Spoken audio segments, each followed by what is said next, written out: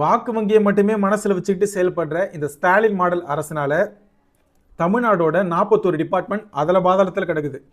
போதுமான டாக்டர்ஸ் கிடையாது government ஹாஸ்பிட்டல்ஸில், government ஸ்கூல்ஸில் போதுமான டீச்சர்ஸ் கிடையாது, கவர்மெண்ட் யூனிவர்சிட்டிஸில் ஸ்டாஃப்ஸ்க்கு சம்பளம் கொடுக்க முடியல, போலீஸ் டிபார்ட்மெண்ட்டில் வேகன்சிஸ் ஹியூஜாக இருக்குது. இந்த மாதிரியான நிறைய விஷயம் இருக்குது. இதனால் ஏற்படுற விளைவுலாம் ரொம்ப மோசம். இப்போ நடுராத்திரியில் ஆத்திர அவசரத்துக்கு ஒரு கவர்மெண்ட் ஹாஸ்பிட்டல் போகிறோம், அந்த ஹாஸ்பிட்டலில் டாக்டர் இருக்க மாட்டாங்க. ஏழை எளிய மக்கள்னால் கவர்மெண்ட் ஸ்கூலில் பசங்களை படிக்க அனுப்புவாங்க, கவர்மெண்ட் ஸ்கூலில் டீச்சர்ஸ் இருக்க மாட்டாங்க. நம்ம பாதுகாப்பாக உறுதி செய்ய வேண்டிய காவல்துறைக்கு போதுமான ஸ்ட்ரென்த் இல்லை. அதனால தான் நிறையா குற்றங்கள் நடக்குது. நீங்கள் கேட்கலாம், அதிமுக ஆட்சியில் மட்டும் கடனே வாங்கலையான்னு. ஆமாம், அதிமுக ஆட்சியில் கடன் வாங்கினாங்க.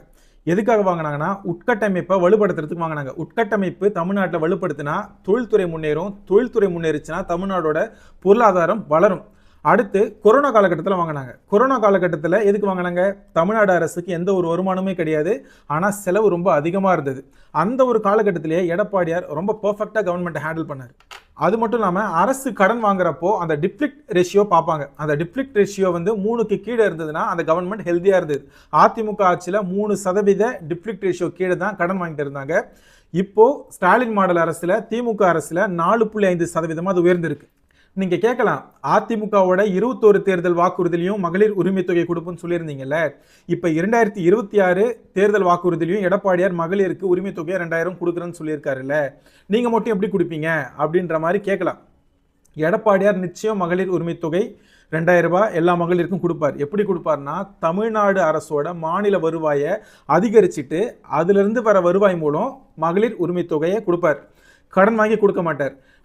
ஜிடிபியில் 25% வரைக்கும் கடன் வாங்கலாம்னு நினைக்கிறேன், சப்ஜெக்ட் டு கரெக்ஷன், எனக்கு அது சரியாக தெரியல. அந்த ஒரு லெவலுக்கு மேலே கடன் வாங்க முடியாது. அந்த சமயத்தில் என்ன ஆகும்னா, நம்ம தலையில் தான் எல்லா வரியும் விழும். மாநில அரசோட வருவாயை உயர்த்தாமல் இந்த மாதிரியே வட்டிக்கு வாங்கியே நம்ம செலவு பண்ணிட்டு இருந்தால் ஸ்ரீலங்காவில் ஏற்பட்ட நிலைமை கூடிய சீக்கிரம் தமிழ்நாட்டுக்கும் ஏற்படும். யார் எப்படி கடன் வாங்கினா எனக்கு என்னப்பா, என் கைக்கு காசு வந்தால் போதும் அப்படின்னு நினைக்காதீங்க. நாளைக்கு இந்த காசு எல்லாம் இபி பில்லாவோ இல்லை சொத்து வரியாவோ விலைவாசி உயர்வாவோ வரியை ஏற்றி உங்ககிட்ட தான் வாங்கி ஆகணும், வேறு வழியே கிடையாது. அவங்களுக்குலாம் எந்த பிரச்சனையும் கிடையாது. 1 கிலோ அரிசி 5000 ரூபான்னு விற்றாலும் வாங்குவாங்க, 1 லிட்டர் பால் 2000 ரூபான்னு விற்றாலும் வாங்குவாங்க. ஆனால் நம்ம நிலைமையை கொஞ்சம் யோசிச்சு பாருங்க. தமிழ்நாடு அரசோட நிதிநிலையும் நிர்வாகமும் அதில் பாதாளத்தில் கிடக்குது, ரொம்ப ஒஸ்ட்டாக போயிட்டு இருக்கு. இதை சரி பண்ணுறதுக்கு நிச்சயம் எடப்பாடியார் 2026 முதல்வர் ஆகியே தீர வேண்டும். எடப்பாடியார் மட்டும் இதை எப்படி சரி பண்ணுவாருன்னு நீங்கள் கேட்கலாம். கொரோனா காலகட்டத்தில் வருமானமே இல்லாமல் ரொம்ப பர்ஃபெக்டாக சிறப்பாக கையாண்டார் கவர்மெண்ட்டை. அவரால் இதை நிச்சயமாக ஹேண்டில் பண்ண முடியும்.